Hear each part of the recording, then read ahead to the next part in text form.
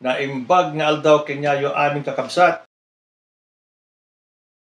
Patuloy pa rin po ang paglabas ng mga survey firms ng kanilang resulta sa probable na mananalo sa senatorial elections sa May 12. And that is less than a month to go. Nailabas na po natin yung mga latest senatorial survey ng Pulse Asia, ng Okta Research, at yung po mga survey na yon ay isinagawa noong March. So Tangerine naman po ang naglabas ng kanilang pinaka-latest dahil ito po ay ginawa ngayong April. So sa lahat ito po ang pinaka-latest. At meron po silang top 20 na possible na pumasok sa Magic 12. Pero bago po natin basahin yung latest Tangerine results, silipin po muna natin kung ano ang ranking ng mga senatorial balls sa March result ng Tangerine. Ito ang kanilang top 20 noong March. Number 1, Ben Tulfo. Number 2, Bongo. Number 3, Erwin Tulfo. Number 4, Tito Soto. Number 5, Bong Revilla. Number 6, Pia Cayetano. Number 7, Benhur Abalos. Number 8, Bato de la Rosa. Number 9, Lito Lapid. Number 10, Manny Pacquiao. Number 11, Bam Aquino. Number 12, Ping Lacson. Number 13, Willie Revillame. Number 14, Abi Binay. Number 15, Kiko Pangilinan. Number 16, Camille Villar. Number 17, Aimee Marcos. Number 18, Francis Tolentino. Number 19, Philip Salvador. And number 20, Gringo Onasan. Mapanatili kaya ng top 20 senatorial balls na to ang kanilang ranking sa bagong labas na senatorial survey ng Tangerine? Narito po ang top 20 ng Tangerine at ang mga posibleng makapasok sa Magic 12. Umpisahan po natin sa baba. Maglalaban sa pwestong 19 and 20 si Philip Salvador at si Rodante Marcoleta. Magpapaligsahan naman sa pwestong 11 to 18 si Manny Pacquiao, si Aimee Marcos, Francis Tolentino, Willie Revillame, Abi Binay, Kiko Pangilinan, Camille Villar, at si Bam Aquino. Sa pwestong 6 to 10, pwede pong pumasok si Ping Lacson, Lito Lapid, Bato de la Rosa, Benhur Abalos, at si Pia Cayetano. Sa pwestong 4 and 5 naman, mag-aagawan si Tito Soto at si Bong Revilla. At sa pwestong 1, 2, and 3, nandyan po sina Erwin Tulfo, Ben Tulfo, at si Bongo. So yan po yung top 20 ayon sa Tangerine. Pero kung ang pagbabasihan po natin ay ang kanilang percentage points, ito po ang ranking ng mga binanggit kong senatorial ball. At number 1, Ben Tulfo with 55.71%. Nasa pangalawang pwesto naman si Bongo with 55.17%. At number 3, si Erwin Tulfo with 54.42%. Sa pwesto po nilang 1, 2, and 3, si Ben Tulfo, si Bongo, at si Erwin Tulfo, ganun din po ang kanilang ranking nung March edition ng Tangerine. Number 1 si Ben Tulfo, number 2 si Bongo, number 3 si Erwin Tulfo, at yan din po ang kanilang ranking ngayong April. At number 4, we have Bong Revilla with 47.13%. Nung March edition, si Bong Revilla ay nasa number 5. Ngayon umangat siya ng isang pwesto to number 4. At number 5 is Tito Soto na number 4 nung March edition.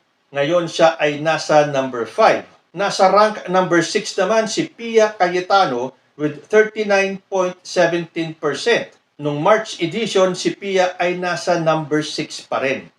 At number 7 is Benhur Abalos with 38.08%. Na siya rin pong pwesto niya nung March edition ng Tangerine, pareho pong at number 7. At number 8 is Lito Lapid with 37.92%. Umangat po si Lito Lapid dahil nung March edition siya ay nasa number 9, ngayon siya ay nasa number 8. Tuloy po tayo at number 9, Bato de la Rosa with 37.42%.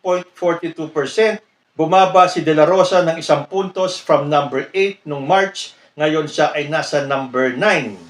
Number 10 naman, si Ping Lacson with 37.29% na nung March edition, siya po ay nasa number 12. Umakyat siya ng 2 pwesto para sa kanyang ranking na number 10. Number 11 naman, si Manny Pacquiao at 34.25%. Si Manny Pacquiao na nasa number 10 nung March, number 11 po siya ngayong April. Number 12, si Francis Tolentino with 32.96%.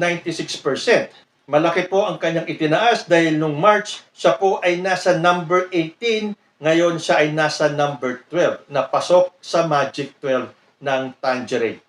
Tuloy po natin, 13 to 20. Number 13, Abby Binay with 32.88%. Nung March edition, si Abby Binay ay nasa number 14, ngayon siya ay nasa number 13. Going down at number 14, Camille Villar with 32.50%.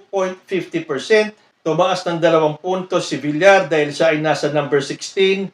Nung March, ngayon siya ay nasa number 14.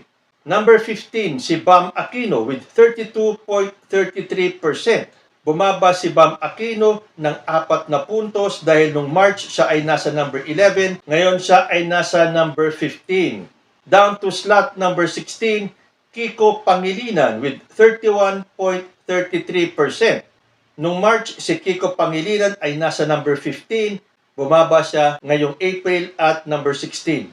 Number 17, si Willie Revillame with 31.13%. Si Willie na nasa number 13 nung March ay nasa number 17 ngayong April. Number 18, si Amy Marcos with 29.75%. Nung March, si Amy ay nasa 17. Ngayon, mas bumaba pa siya at number 18. Hindi ko lang talaga maiwasan mag-comment. Kahit na anong gimmick ang gawin ni Amy Marcos, pababa po siya ng pababa sa ranking ng kahit na anong survey firms. Okay, at number 19, Rodante Marcoleta with 23.13%. Wala ang pangalan ni Rodante Marcoleta sa top 20 ng Tangerine nung March, pero ngayon pumasok po siya sa number 19. At ang panghuli at number 20, Philip Salvador with 22.38%. Na nung March edition, siya po ay nasa number 19, ngayon siya ay nasa number 20. So ito po ang top 12 na posibleng pumasok sa Magic 12 ayon sa Tangerine. Number 1, Ben Tulfo. Number 2, Bongo. Number 3, Erwin Tulfo. Number 4, Bong Revilla. Number 5, Tito Soto. Number 6, Pia Cayetano. Number 7, Benhur Abalos. Number 8, Lito Lapid. Number 9, Bato de la Rosa. Number 10, Ping Lacson. Number 11, Manny Pacquiao. And at number 12, Francis Tolentino. So, with less than a month to go, sila na kaya ang papasok sa Final 12 sa darating na eleksyon? Kaya lang, with less than a month to go, marami pa rin pong pagbabago ang pwedeng mangyari. But again, ito pong ranking na ito at yung mga pumasok na mga pangalan ay ayon po sa survey ng Tangerine. Again, iba-ibang survey po, iba-iba ang nagiging resulta. So nagtatanong yung iba, dapat daw binaban na ang mga survey. Yung iba naman, peke daw itong mga survey na to. Kung peke, huwag na lang po kayong manood. Ito po ay nilalabas natin para sa impormasyon ng mga gustong makaalam kung ano na ang standing ng kanilang mga kandidato. Kayo po, pumasok na ba sa top 20 ang inyong mga kandidato? Comment lang po down below and I will see you in my next video.